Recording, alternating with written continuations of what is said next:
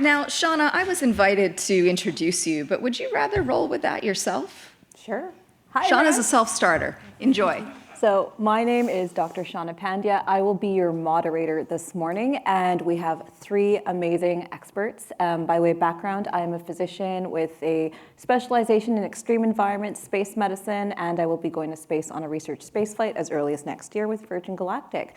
But this is not about me, this is about our amazing three panelists. Today we have three objectives for you to talk about the physical and mental health challenges that will challenge the first crew on Mars. And we want you to know by the end of this what those challenges are, how we're identifying gaps and emerging threats, opportunities, and even technologies that can help us mitigate those. So you'll laugh, you'll cry, and if you haven't learned anything, come yell at us during the break. To help us address this, we have none other than Dr. Jen Rochlis, CEO of Advancing Frontiers, a consulting firm focused on human systems integration and spaceflight innovation. And if that wasn't enough, she completed 2 decades at NASA shaping how we shape and support human performance.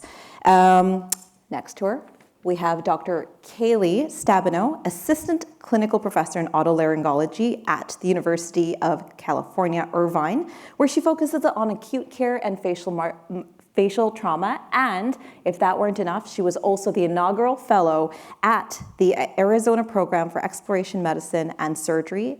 And she now serves as the Assistant Program Director there, as well as a contract flight surgeon with numerous commercial space companies.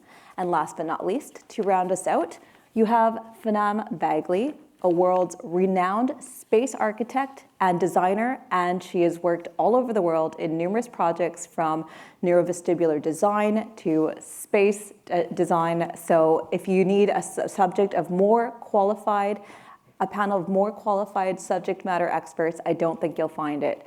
And we all happen to work with the Organization for Space Medicine, Engineering, and Design. So if you want to know more about that, ask us at the break. But to kick it off, we're all going to go through a 3 to 4 minute statement on what brings us here. So Jen, I want to kick it over to you to just get us started. Why are you so personally invested in the physical and mental health of astronauts for the first Mars mission based on your work? And this, I'll ask this to all of the panelists, but Jen, why don't you kick us off? Yeah, of course. Good morning, everyone. I have always been working at the intersection of human and tools, human and machinery, human and computer interaction, thinking of how the human takes in information from their surroundings, how they create outputs and actions and decisions based on that, and then what happens when we put humans into unusual or extreme environments. And I started out looking a lot at robotics and AI early on in the late 90s, early 2000s. And that was where I started, but very quickly it became clear that the rigors of spaceflight were more than just engineering challenges to be solved. It really took a toll on the humans who were going, and I think that we were so focused on keeping them alive, we forgot to think about how they're actually showing up to do their work and how they present themselves in their tasking. And that varies based on who they're flying with and when they're flying and how often they're flying, because the parameters were very limited in the beginning about how many weeks and who your crew was and all of that. But now we're talking about something that is completely undefined almost, in terms of who's going and how long and what the components will be and what the tasks will be and what technologies will be able to fly. And so our trade space has just gotten so much larger, and now we need to be thinking more broadly and differently, because we all know that our physiology is one piece, our psychology and our mental and emotional health is quite something else. So I'm going to speak this morning on behalf of engineering. I was trained as a researcher. I did do my PhD in humans and in computer interaction, but I very quickly learned how to become an engineer when I got to NASA and started being very hands-on for many years before I was a division chief. And so that's kind of the focus in our OSMED organization that I really want to touch on today, is the engineering piece. And so with that, I want to mention that it is time for us as spaceflight providers to start really accelerating the merging of the science and the health and wellness cultures, the engineering and the health and wellness cultures. And I say that because traditionally we look at engineering approaching problem solving as, identify a risk and then you create a mitigation for it. That doesn't typically translate well when you have human variability on the scale that we do. And what we have done in the past is limit the variability of humans flying or limit the variability of tasks allowed as a countermeasure to not having to build systems that adapt to variability of the humans. So how do we build adaptive systems? That's a question that we'll talk about a lot. And also then one step beyond that, I want us to think about how we augment human capabilities, because traditionally we just try to protect them from degradation, and that is not the full story. We need to really be augmenting human capabilities as well. And so what does that mean from a psychological or emotional well-being standpoint? That means we need to treat those features as mission-critical reliability components, and we don't do that today. And we do that for engineered systems. All of you in this room are very familiar with how we do that for engineered systems. We design into it margin. We have fault tolerance. We have dissimilar redundancy. We have lots of ways and tools and tricks that we pull out to say, if I think an engineering system is going to fail, how do I make that fail as gently as possible, or how do I mitigate that as much as possible? We don't do that for humans. In fact, we actually do the opposite. We design mostly for the minimum acceptable product, right? We design what is the minimum amount that you need to eat, breathe, sleep, right? That's what we're going to give you, the minimum. And when this happens, we now have no margins. We have no margins for psychological and emotional well-being and health and wellness outside of just physical body. And that's not okay. That's not for just survival. We really need this to become mission critical. So I know that a lot of you in this room also deal with the bottom line and the budgets, and I do too. And when you hear the word augment, you think extra and unnecessary. And I need you to reframe that as well. I need you to realize that this is not something that we cannot fly without a margin around. Because I used to say, we used to design the lunar rover trainers. We had a bunch of AI on that. We were playing around with that in the early 2000s. And I used to get the question a lot, like, how can you make sure that this is a safe system? It's not going to fail. And I said, well, I can design you a really excellent rover. I mean, we know what we're doing, and we've got all these fail safes, and we've got all this, software that we can throw in, and hardware that this, and the tools and this and that. I said, but having said that, I cannot ever prevent someone from driving it off a cliff. I just can't. So we can build the best systems to carry our astronauts to faraway places and try to provide them with a habitat and environment that is as safe as possible. But the human ultimately is the one in control of their choices, and we need to be giving them more than just the minimum. And the last thing I'll say is, again, if nothing else that you remember anything I say today, please remember that the human system is the least replaceable component in the entire mission. Well said. Thank you, Jen. Yeah. So, Kaleigh, I'm going to start off with the same question for you. So, based on your background, your trajectory, why are you so personally invested in the physical and mental well-being of astronauts and the first crew on Mars? Yeah, so for me, it's important because I'm only here because humans will be a part of this mission, right? It's technologically feasible to send things to Mars. We've been doing it for years. That's not the problem. The big challenge is the human component, which is why we're all here today. And to piggyback off what Dr. Rochlis was saying, it's not simply about surviving. We want to create an environment where humans can, if not thrive, at least have a little more margin to their survival. When we talk about medical problems in space and we talk about designing these medical systems, we talk about risk. What is the risk of something happening? And unfortunately, we're kind of in this space right now where that risk remains largely uncharacterized when we talk about it in the context of a Mars mission. We have a lot of spaceflight experience in low Earth orbit. We have, a few moon missions and hopefully more. But a mission to Mars is going to be something that we've never seen before. It's going to be the longest duration of spaceflight. It is going to have phases of that mission where returning to Earth are not possible. And so how do you characterize and then buy down that risk? As of now, the next best step is the moon. It's going to be very, very important to do that. From the psychological perspective, we also have to keep in mind that because this mission is so different from everything else, it's going to have a lot of psychological components that we have not necessarily encountered yet and don't necessarily have mitigations for, and so at least yet. So when you think of missions to low Earth orbit, you're looking out the window at Earth at all times. You're 200 miles from Earth, give or take. That's about as much as I drive every day. I live in San Diego and I commute to Orange. And so you still have in the back of your mind, yes, I'm far away, but I can still see home. Same with the moon. Same with the moon. You know, you can still see home most of the time, maybe not all of the time, but you're still within a few days to a week. Going to Mars, like I said, there's going to be phases where you cannot return, and that's going to take a psychological toll, and we will have to plan for that. Right now, if you asked me to design a medical system for a Mars mission to keep a human healthy, I think I would know where to start, but I would not know where to end. Because even very healthy people over that long duration of time are going to have medical problems. The most important step is starting healthy, and that's kind of been the cornerstone of aerospace medicine.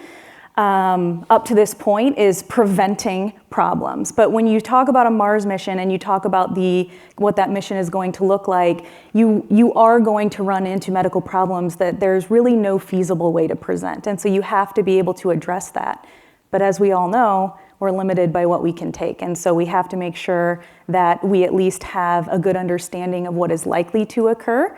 Hopefully it won't, but what is likely to occur.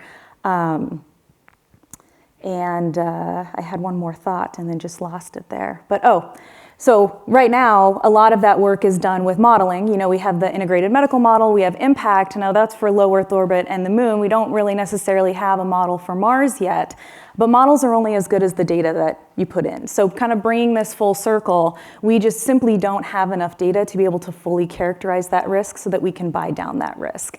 We could send humans to Mars probably within the next few years, but that risk level is going to be unacceptably high. So. Well said, thank you. And then finally over to Phanam. Can you please tell us how your work and your journey have informed how and why you think about this, why you think about astronaut health and from the mental and physical well-being perspective, and why it's so important to you? Yes, hello everyone. So the type of design that I practice, which is space architecture and industrial design, is really human-centered. Right? Really thinking about how humans behave as individuals or as collectives, and how they change throughout the mission, right? When you go to Mars for the first time, it's going to be 2.5, 3 years. We cannot expect the same person on day one as it is on day 500, right? And so designing these environments and these tools and these equipment and devices that support the health and well-being and performance of all these people needs to evolve with them. And also when we talk about behavior, you know, like B.J. Fogg's model from Stanford University says that in order to trigger behavior, you have to have motivation, ability, and prompt happening at the same time. These are things that designers have to take into account when we design things, right? What is going to motivate people to use this device not only once, but repetitively in order for that device to support them in positive ways. The ability, you know, if everybody's different, neurodiverse people with perhaps not on the first Mars mission, but like with missing limbs or like differences, we have to design technology to adapt to us instead of forcing humans to adapt to technology, right? And the bridge between these two is how well we design these systems. And so that is part of what we do as designers. But most importantly, as designers, we don't work in a vacuum. You know, we don't disappear for 3 months and draft a bunch of sketches and then give them to engineers to implement. What we do is that we work collaboratively, right? I need to be in a room with people like these ladies here, and really go back and forth on negotiating what is essential for the survival of these astronauts in the mission and the success of the mission, but also what brings a lot of different layers of quality of life, thriving. What happens if if something not catastrophic, but like dramatic happens? What are the countermeasures that are put in place for people to have the agency to do what they need to do whenever they need to do it, right? And to do it in a place that feels safe as well, which has been a problem for many decades in the space industry. But really, all these aspects of creating an environment and creating tools and an adaptability to these tools to create to give to these astronauts so they can feel confident that they can go into this mission and end it with success. Well said. So I'm going to be a little bit cynical for a second. So we've heard some very nuanced takes here, but why can't we just tell these astronauts to put their big kid EVA suits on and just deal with the boredom? Like, why, fine, it's suboptimal. You're in a tin can. You've watched Game of Thrones all 8 seasons for the 16th time in between your downtime. Like, why does it matter that we optimize? We talked about having larger margins. We talked about having comfort, better design. Or we talked about, Kaleigh, you mentioned the risks, and, we have no medevac option. Like, why does it matter that we talk about getting a better, a better everything, a better design, a better margin, better integration? Jen, I'll start with you. There are a couple ways I could answer that question, but I'll start with the probably more esoteric version. I think there's a part that we have to embrace exploration for exploration's sake. If we're sending humans, we're sending them to have a human experience and have an experience that they can then translate back to the rest of us and inspire and educate and create new ways of thinking, new evolutionary technologies, answering and asking different questions. Otherwise, we could just keep going with robotic missions. And don't get me wrong, I love robotics. And I did that for many years. So I'm a huge robotic proponent, but there's a reason why we're sending humans in the first place. And so doing that, we have a responsibility to those humans. And it's more about just promising they're gonna come back in one piece. And if we send them out and they get ornery and they come back and they hate it, and what is the point of that, right? I mean, first of all, and then second of all, as we've learned yesterday, and we all know as well, the very tasking around keeping themselves alive in the spacecraft in decent shape and survivable is a Herculean amount of work. Dr. Jack Seusser did some really interesting studies years ago where he gave the astronauts journals, and he had them journal about whatever they wanted, and he coded all of that information for a lot of things, affect, content, language. And he found that the number one thing they talk about, more than home, more than family, it's work. They talk about their work. They are working around the clock. And this is for short duration missions, right? This is for 6 months missions. This is for even a year mission. We're not even talking about tripling that. And so they are consumed with the tasks they are doing.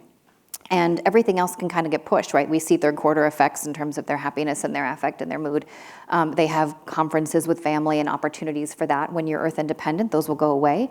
And we don't know how the humans are going to react to these stressors, these environments. Show me a team that's cohesive for 3 years in a row in a tin can, and I'll answer that question. So, and I'm just going to quickly pull on the thread. Like, why, why does it matter? There is this certain, to your point about astronauts being ambassadors, there is also this kind of certain view of astronauts as like the ones who endure hardship, who willingly go into these austere environments. Like, maybe are we coddling tomorrow's Martian astronauts too much? Like, back in the day, they had to drive and park their own spacecraft, right? And now they have automated pilots to help them dock, right? Like, how much can we coddle these Martian astronauts? Yeah, your words, not mine. You have a point, right? Of course, that you can just, look, if you're gonna go, everybody who gets on that, straps themselves in knows that they may not come home, right? That is a part of the job, right? You know that. And so you're absolutely right to ask, like, why do they have to expect anything more? And how much is coddling? So I think that there's, again, a lot of ways you can approach that question. But I think that we have seen, and we've looked at, even on the analog missions, and there's a lot we can learn, even though we can't have the perfect analog for these kinds of missions for space. We've learned a lot about team dynamics and what happens to performance. We have, people who go rogue. We have people who create factions. We have people who shut themselves off. And what happens is the work that those people are doing gets pushed to the rest of the crew. The mood triggers for everybody else. And when you start to have people whose actions or lack thereof, or interactions or lack thereof, start impacting the amount of work it takes to survive, it starts to impede then everyone's ability to do so. And so it is not just your own choices about, I'm just gonna go back to my little compartment and just, shut out the world and I'll just have to deal. it impacts everybody else and the survivability of the mission as a whole. And so that aspect of it, it's no longer just about self. And you're right. We can talk about how we measure success, and it was the suck it up generation of we didn't get to have feelings for many years, right, about anything. It was like, if you want to fly again, you're going to go up there and take whatever we give you, right? You're going to get what you get. You don't throw a fit, right? And that is not how our society functions today. And I think that with the advent of the commercial spaceflight companies being able to fly anybody who would like to go and who's in a position to be able to afford to do so, we have to take care of them as well. It's not we're going to shun people just because we didn't get to perfectly select. And that's what I was saying. We have to not limit variability. We have to be able to fly whoever in humanity we want to fly. And that includes all the fields. All the feels, All the perfect. So we need to take it from not just surviving, but thriving, because if we don't, there's a very real risk that could mushroom. It could escalate very quickly. So an astronaut could throw a temper tantrum, lock themselves into their crew quarters, could get voted off the airlock. It would just be a bad situation on Mars. All of the things, yeah. Okay, I'm sure there's a movie coming about just this. If not, hopefully someone will be inspired to write it here. Yeah, exactly. So Kaleigh, I want to pull on a thread that you brought up about characterizing the uncharacterized risks. That's like saying, tell me what I don't know. Like, how do we even start doing that? Yeah, so great question. First, I do want to kind of piggyback off something. I'm going to say that a lot, piggyback something off what Jen said. So when you were talking, and what you were talking about was you suffer for your job, and you just grin and bear it, and you are kind of expected to be superhuman. It made me think about residency. I don't know how many physicians are in this room. I was literally just thinking that. I was like, are we but talking about I was medicine? like, oh, this sounds familiar. Now, I am not an astronaut, but it made me think about medical residency. And so otolaryngology it's a surgical residency, so it's 5 years. And a residency, there's this kind of culture around healthcare of you suffer for your craft. When you're in training, that is what you do. You live, eat, and breathe medicine. That's why we're called residents. We used to live in the hospital. And there's something to be said for that. It's a lot to learn, that it's a very big responsibility to be taking care of people. And so you have to take it very seriously. But what we have seen is that culture leads to a lot of problems. We lead to a lot of burnout. We lead to people leaving the profession, and we see mistakes. Because, if I'm operating on someone and I've been up for 24 hours, I can do it, and I can do it well, but I'm going to be the first to tell you I'm not going to do it as well as if I had a full night's sleep and a cup of coffee, beforehand. And so I think there's this cultural change that needs to happen, where we need to be a little more aware of the mental well-being of the people that we are sending into space. I'm not going to go through the examples. I don't want to take up a bunch of time. But we've obviously seen, there are cases where there has been sort of degradation of mental health in the spaceflight environment, and that is in a very high-risk environment for that to occur.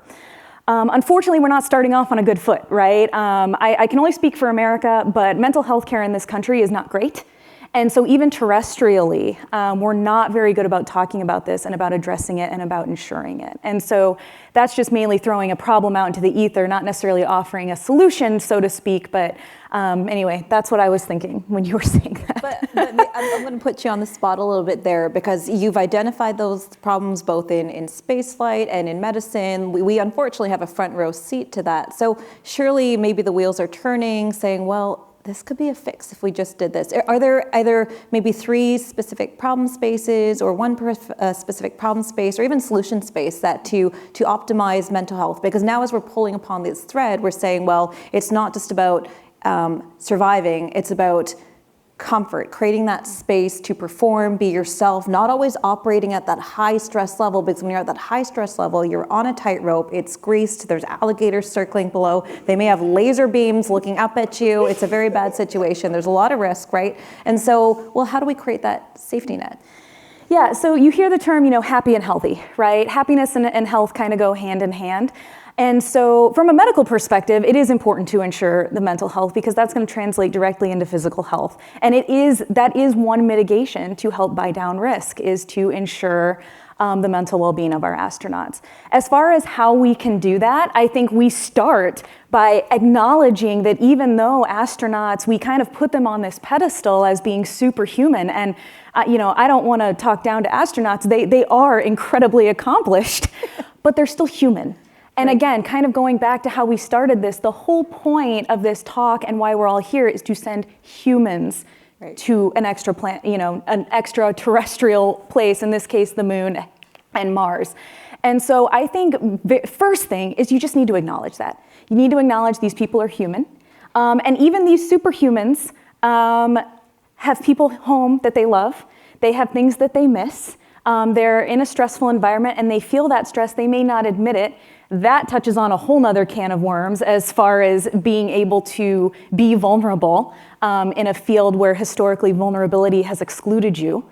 And so, you asked me three things, but I think before I can do the three things, the most important thing that has to change is the culture and kind of how we view this. Mental wellness and mental illness is not a weakness. It is like stubbing your toe. It is like having a sore throat. It is like needing surgery. It is a real medical problem when it's a problem that needs to be addressed. And just as we try to prevent physical problems from occurring, we need to make sure that we have the resources in place to prevent, I don't want to say mental problems from occurring, but psychological emergencies. I think you've hit it on the nail right there, because in saying mental illness, mental wellness, you have identified it as a spectrum and viewing these things not as dichotomous, not as black and white, but as a continuum, and saying, where does inconvenience turn into pathology, and start to kind of view that and then make it safe to identify triggers early on. I think that's maybe one way we can start reframing how we view pathology on Mars. And then on the bonus side, for anyone who still is afraid of being vulnerable, the plus side is if you admit to being vulnerable to a flight surgeon while on Mars, what are they going to do, ground you? So, good point. Good point. But I would assume that there's going to be a very, very long training process to get there. And you could have somebody who is struggling during that. They are trying to deal with the fact, as Dr. Rochlis was saying, you may not make it back. We know that. We don't have to keep repeating that. That's real no matter if you're going into space for any reason. It's still a very high risk space. And so as they get closer, they may be struggling, but due to that fear of not being able to fly, they're probably going to keep it to themselves. And so it's very important to change the rhetoric and become more, as far as from the physician side, become more about risk mitigation versus risk elimination when it comes to that. 100%. So, Phanam, I want to turn to you with your designer's eye. You and I were together in a situation yesterday where you just looked at something and you're like, that is just poor design. And that happens every 5 minutes. That is every 5 minutes. So I'm sure you look at that same lens with spaceflight, spacecraft, living quarters. And so turning your designer's eye to both the transit time and the transit craft to Mars, the planetary habitats on Mars, what would you introduce to start, creating this comfort space, this buffer space, this space where astronauts can maybe have some work-life separation? Absolutely. I think the biggest inspiration to answer your question is, what are we used to? What have humans been used to for, the millions of years we've been on this planet? We've been used to working on the 24-hour cycle, day cycle, right? The circadian rhythm, the fact that the sun rises at a certain point, the sun sets at a certain point, and you go to sleep, you get some rest, you have like those crashes and high points in the day. And I think the environment around you has to give you clues of these things, otherwise you get really lost, right? So maybe there's a certain color of light that appears at a certain moment in the morning. For example, I know that airlines, when it's time to wake up after an overnight flight, will spray a little lemon scent in the air to help you wake up. So maybe there's something multisensory that happens on that level that we can do.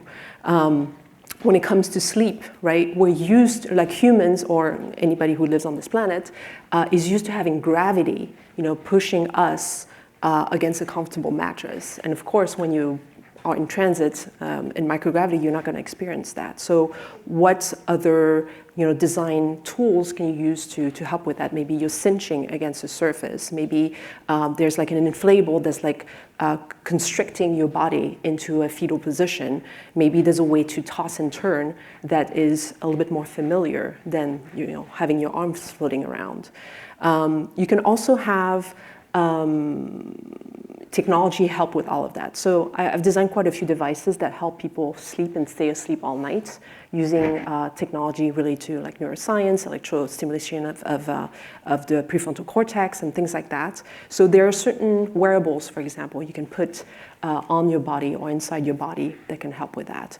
We've also worked a lot with mental health mitigation, everything having to do with anxiety, PTSD, depression, how to prevent it, or if you are already in that state, how do you get out of it in a way that is safe. We can do that non-invasively with wearables. We can do that invasively with medication, implants, and things like that. So another subject kind of related to the circadian rhythm is color. Right? For a long time, we've designed interiors of space habitat to be, for the most part, white, gray, blue, black. And when you live on this planet, the way you even live in your own home, or when you walk outside, go on a stroll with a dog, you have exposure to all of these colors and these sounds and these textures and these changes from season to season. There are artificial ways to bring that to the way we live in a space habitat, whether it's on the surface of Mars or on transit. And all of these things can be done digitally, which means that you don't have to bring extra mass and extra volume every time you need something new. And because they're digital, we can actually adapt them to whatever people need, right? Let's say the first 50 days of a mission, you need things to be like very exciting and motivating, and then down the line, you need to be a little bit more compassionate about how you adapt to each individual and the collective as well. So there are many, many things we can do in terms of mitigating and preventing catastrophic scenarios through design, through empathetic design specifically, and really creating feedback loops, right? Like having these astronauts journal, give us feedback and see this is working, this is not working. Well, this worked once, but really I don't want it to happen every day, and really adapting these countermeasures accordingly. That was well said, and I'm curious, and before I ask my next question, I'll get the audience to start thinking about your homework. In about 3 minutes or so, I'll get you to line up with your questions for the panel, so start thinking about that. Phnom, I just want to pull on that last thread. You talked about design and informing that for mental well-being, for optimizing sleep. Have you thought about, with the Martian day being 24 hours, 39 minutes, is the solution to move away from that and repeat, somehow artificially recreate the Earth circadian cycle, or rather optimize design to slowly shift and adapt humans toward the Martian day-night cycle? I think honestly that's the kind of thing we need to test, perhaps on an analog on Earth. Like maybe on one side we have people be isolated, living for a number of months or perhaps years on the 24-hour cycle, and then on the other side a 24 and 39-minute cycle, and see what happens. And it seems so innocuous that just 39 minutes, it's not a big deal, but it's 39 plus 39 later, plus 39. Yeah, and you're right. shifted by 12 hours, and so there's pros and cons to each. You can either adapt to your local environment, but that means you're soon 12 hours shifted from mission control, who may be anywhere from 6 to 46 minutes away round trip, or not even available. Mm-hmm. Or you could optimize your adaptation to Earth, but slowly become offset with the Martian day-night cycle. Mm-hmm. Kaleigh, has that come across your work in being a flight surgeon? Yeah, well, sleep shifting, certainly. Yeah. As you know, we generally tend not to launch at convenient times for most people. And so, but what we do, ahead of time, we have kind of our windows, we have our T0s, there's usually a few of them. And then depending on when those are, we do, usually during their quarantine period, we begin sleep shifting them. And there's a whole science behind about how much, as a physician, we're really good at slam shifting. Slam shifting is not good. That's when you kind of turn it around really fast. As you're talking, I'm wondering, there's a way to shift sleep? There is. There is actually a way to shift that's a little better, but it's still challenging because ultimately you are fighting those circadian rhythms. So there's ways you can do it. You try not to shift by more than 2 hours in a 24-hour period. You can use kind of, happy lights and things. And, while it's dark outside, you trick your body into thinking that you're receiving some sunlight, and that can kind of get the right hormones flowing. But it's hard, and people feel it. Notwithstanding the other logistics, which is most of these people have families who either can shift with them or don't. And so that can create sort of a feeling of isolation. Quarantine is hard enough, and now you're awake when it's dark, when the rest of the world is asleep. Maybe someone from the audience knows this better, but I vaguely remember a story of, and maybe Jen, of people in mission control trying to put themselves on Mars time in NASA. It was a friend of mine from grad school. Yeah, he did it with and his it didn't family. work very well. Yeah, all the kids went. Yep, they had to black out the window. It was interesting. And it didn't work very well. Yeah. So I think we do have sort of some rudimentary experience and just what we know of human physiology to say that this is going to be, a challenge, and the best way to address it. But to Phanam's point, it's never been done with humans in an analog setting, mimicking a Mars mission. And so, try before you buy, test before you fly. Can I add something to that too? Totally. You both have hit on data, which we like to talk about a lot in OSMED, about needing to really have people understand the importance of gathering the kind of data that is applicable to understanding how we create actionable solutions, right? There's a lot of data that turns into information that we can't actually do anything around, or we're trying to get perfect as opposed to good enough, and that dance of when do we know well enough what we need to know before we can go safely. But what I will say about engineering systems, for engineering systems, it's a lot easier to tell when something fails, right? It's on, it's off, if it's catastrophic, it goes down, right? We're really good at understanding when engineering systems fail. We are really not good at understanding when humans fail. And they don't fail catastrophically, right? Or when they do fail catastrophically, right, we've missed all the signs, right? And so I think to all of your points, what you guys are saying is, the data that is missing is how humans degrade gracefully, right? How do we start to show signs of graceful degradation and catch those signalings before they become catastrophic? So all of these things that you guys are recommending and all the practices that we have, what do we really need to then go off and test really mindfully and purposefully so that is the data set that we're creating that can help us make really good actionable decisions for long duration missions? I'll get to you in a second, Phanam, but one insight that came to me as you were speaking, Jen, is that the reason we do that is just like in the animal kingdom, it's a survival mechanism. Mm-hmm. Animals mask their illness because if you show weakness, you're easy prey. And so that's also why we show or we mask. And so to Kaleigh's point, maybe changing the culture so that it's safe to unmask, I think, and figuring out mechanisms where we identify, mitigate, treat, and put you back in the workflow when you're ready. Yeah. Phanam. So when we talk about going to Mars for the first time, it's very easy to think about sending astronauts who are at their optimal health when they leave, and then have them degrade from there. Either degrade slowly if everything goes well, or degrade catastrophically. But what if we design an environment and technology and transfer modules to have them thrive beyond the baseline? What if it was designed for them to even live better than on Earth? And then maybe from there they can go up and down, right?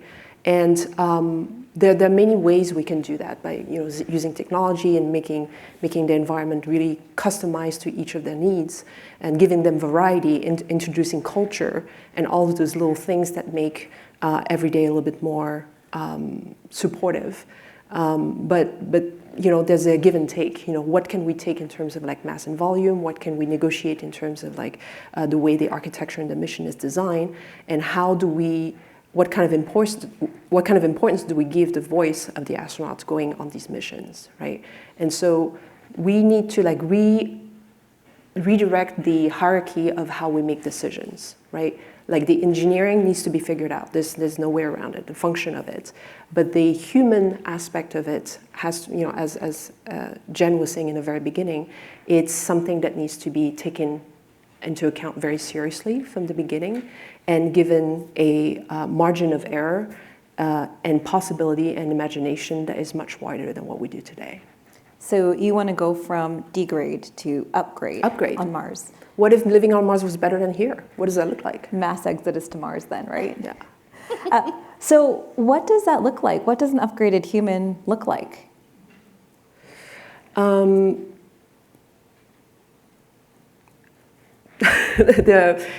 thinking about food, for example, or sleep, or all the activities all day long. Sleep better, eat better, yeah. Mood better, yeah. Interact better. All the things that we should be doing on Earth, but most of us don't.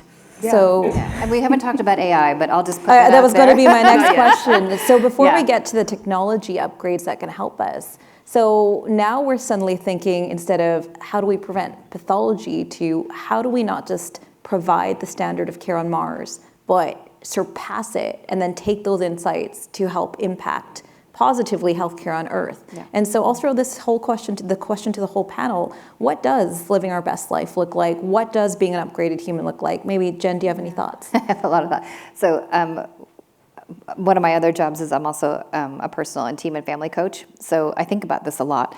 And what I look to my clients to really formulate for them is self-awareness and living radically, authentically as themselves. And this vulnerability you're talking about is also hand in hand with showing up the way that you are really best moving through the world as who you are and what your gifts and talents are naturally. And when we embrace that and we're not trying to mask who we are, or we're not trying to become someone we're not, or pretend that we have skills that we don't, when we show up as ourselves authentically, that is when we can make the most cohesive team and cohort for these missions, because we need to lean on all of our strengths. And we have a lot of ways that we can do crew resource management, and who's slept well? Can someone take this for me today? I'll do this, another day. Or who's got this skill fresh in their mind? Let's do that. There's a way that becomes a really cohesive and harmonic dance, right? I want us to architect harmonically, not just engineer for safety. Fair enough. Kaleigh, any thoughts? It's funny, you use the word standard of care, and I was thinking in my mind, in medicine that means a certain thing. It means there's a lot of evidence behind what we do. We practice evidence-based medicine. And you kind of hinted at this, but I'm just going to say it out loud. The standard of care on Mars is not going to be the same as Earth. One, we're not going to have the same resources, period. But two, the population is different, and three, we're in a much different environment. So it's interesting that you used kind of that turn of phrase, because ultimately it is going to be different. I've always said that medicine on a Mars mission is going to look more akin to what you have in Antarctica versus what you have at a tertiary care academic medical center in the United States. But then going back to kind of how we can optimize this and kind of coming and just closing the loop on the research, yes, we need more research, but we also need to intelligently design this research and have an idea of what we are looking for. A lot of spaceflight research up to this point has been, not all of it, but a lot of it has been, let's just collect as much data as we can and then, kind of reverse generate a hypothesis based on the data. It's discovery science, which is valid in certain settings. It is not necessarily valid in this setting where we are really trying to answer specific questions. In your experience, is there a balance? Because sometimes it's in collecting data around things, back in the day when emotions weren't a thing, who would have thought that behavioral health was important? Mm-hmm. So how do you decide the balance, Kaleigh, between discovery science and saying, well, we don't know what we're going to find as impacts for health and mental well-being on Mars versus, directed studies? How do you carve that out? Yeah, I think you start with what you know, right? Mm-hmm. So we start, just using sleep as an example. There's been a plethora of research on human sleep and human sleep cycles, how we progress through sleep. Now, I'm not a sleep medicine physician, but I do surgery for sleep. And so when people are obstructing, or I do the Inspires and things like that, the implants. And so there's a ton of data on that. We know that. We know what hormones regulate the sleep cycle. We know all of these things. What we don't necessarily know is how spaceflight impacts those things. And so instead of just saying, and again, this is just one example. And like I said, I don't want to say discovery science is not valid. Don't quote me on that. Discovery science is very valid. I myself have done discovery science. But in a world where funding and time and resources are limited, it is important to sort of focus on what is the most important, like what we would say, what is clinically significant, not statistically significant.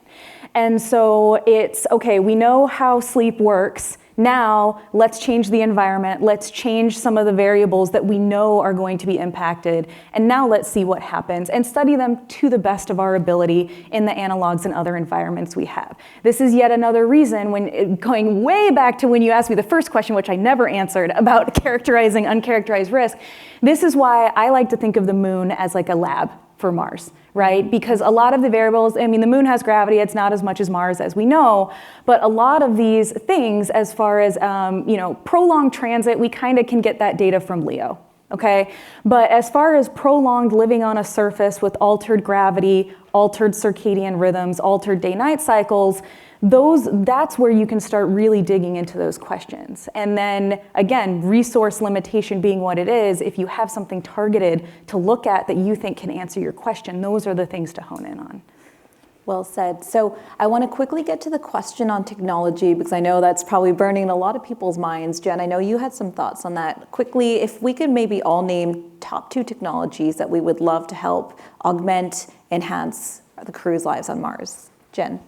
I'll say AI, and I'll just leave that can of worms open for another conversation. Perfect. Yeah, that's a good enough one. That's just, they'll use one. I'm not going to say AI, I'm going to say augmented reality, AR and just-in-time training. And that's really from a medical perspective. Perfect. Stabenau. Anything related to robotics, adaptation, and variety as well. Creating food from the resources that are available there. There's some companies that are developing some protein that come from essentially air, water, and electricity.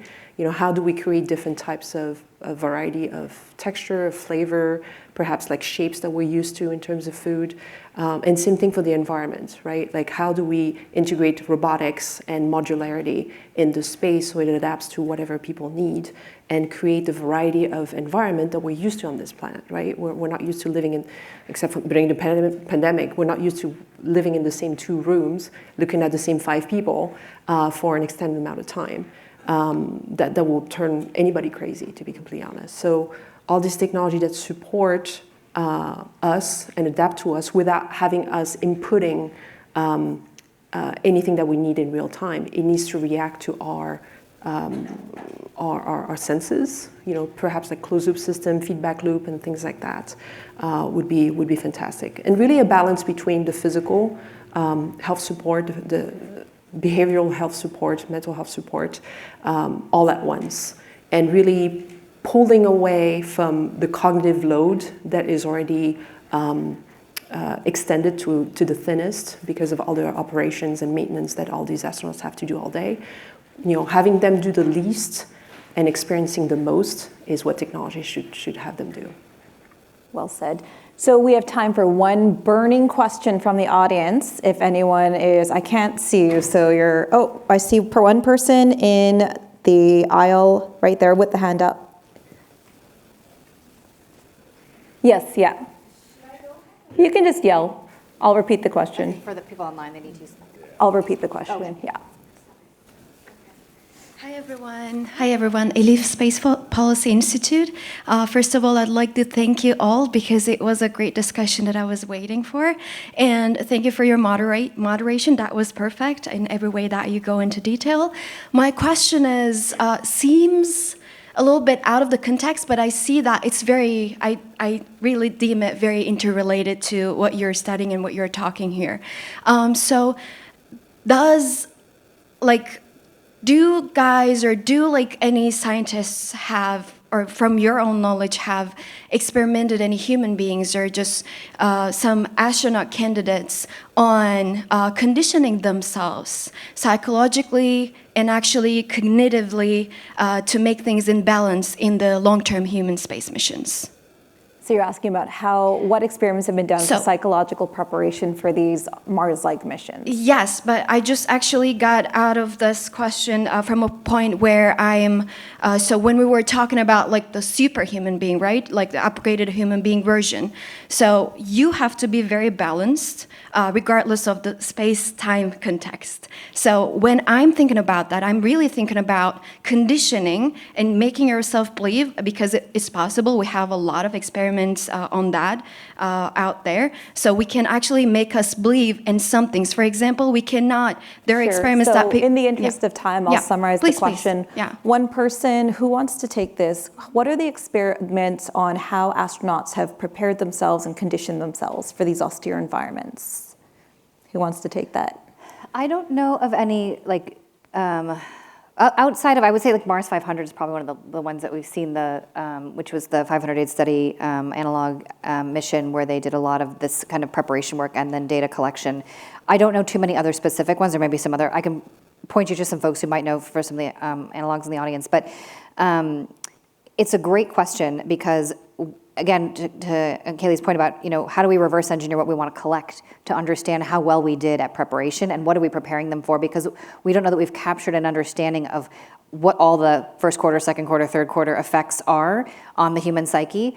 We've seen the interpersonal dynamics really be impacted by that, and you can train to death about that, and you still will have those incidences in space. We've never been able to train out or select out, mind you, issues around mental health and wellness, right? So, and just remember, the human system is the mission, okay? They are not a constraint to the mission. So when we've heard everything you've said before, when we talk about designing around the human is part of the system that we're designing, and I think we forget that. And so your point is well taken that we need to also get smarter around how we prepare our astronauts and crew for the inevitability of discord and disagreement and arguments and factioning. Exactly. That is going to happen, right? Yes. So the last thing I'll add is what you're talking about is salutogenesis, and this is the idea of people who rise to the occasion and do well in austerity and build on this as an opportunity for character development. We're out of time, so I'll talk to you more about that during the break. And so thank you so much for your question. 10-second closing, what excites you most about how we prepare for Mars, just in one line or less? We'll start with Phenom and then go down the panel. Starting to answer the questions that we don't have answer to right now. So many of them. Like, we know nothing about living in partial gravity for extended amount of time. And that's going to push us to innovate in ways we've never done before. So I'm excited for that. Yeah. Kaleigh. I think, one of the tenets of the APEX program, little plug here, but one of the tenets is to use the lessons we learn in spaceflight and apply them to austere environments on Earth. And so I think that's what I'm the most excited about, is anything we learn about healthcare in space and good resource utilization we can bring back to help people here. Well said. Jen? I think questioning is what expands us evolutionarily, and getting creative, and I see no better opportunity to get super creative about how we... So this was, just to wrap up, this was just a fascinating panel because we have so many subject matter experts. You're all very technically inclined, but the biggest thing that came out was being human, being vulnerable, identifying that, being empathetic, being compassionate, and evolving to be better humans and bringing that back to help all of us here on Earth.